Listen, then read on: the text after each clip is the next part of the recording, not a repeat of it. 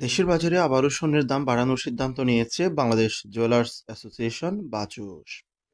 এবার ভরিতে 2,560 টাকা বাড়িয়ে 22 ক্যারেটের প্রতি ভরি স্বর্ণের দাম নির্ধারণ করা হয়েছে 2,04,283 টাকা। 10ই নভেম্বর সোমবার রাতে এক বিজ্ঞপ্তির মাধ্যমে এই তথ্য জানিয়েছে বাজুস। 11ই নভেম্বর মঙ্গলবার থেকে নতুন এই দাম কার্যকর হবে। বিজ্ঞপ্তিতে বলা হয়, স্থানীয় বাজারে তেজাবি স্বর্ণের দাম বেড়েছে, ফলে সার্বিক পরিস্থিতি বিবেচনায় স্বর্ণের নতুন দাম নির্ধারণ করা হয়েছে। নতুন নির্ধারিত দাম অনুযায়ী দেশের বাজারে প্রতি 22 ক্যারেটের স্বর্ণের দাম নির্ধারণ করা হয়েছে 2,04,283 টাকা। 21 ক্যারেটের প্রতি ভরি স্বর্ণের দাম 1,94,999 টাকা।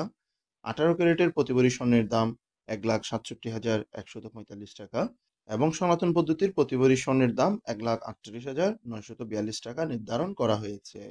বাজুস বিজ্ঞপ্তিতে আরও জানিয়েছে, স্বর্ণের বিক্রয় মূল্যের সঙ্গে সরকার নির্ধারিত 5% ভ্যাট এবং বাজুস নির্ধারিত ন্যূনতম মজুরি 6% যুক্ত করতে হবে।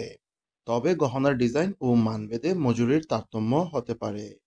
এর আগে সর্বশেষ গত 1 নভেম্বর দেশের বাজারে স্বর্ণের দাম সমন্বয় করা হয়েছিল। এই নিয়ে চলতি বছরে সর্বমোট 74 বার দেশের বাজারে স্বর্ণের দাম সমন্বয় করা হয়েছে। এক্ষেত্রে দাম বেড়েছে 51 বার আর কমেছে মাত্র 23 বার।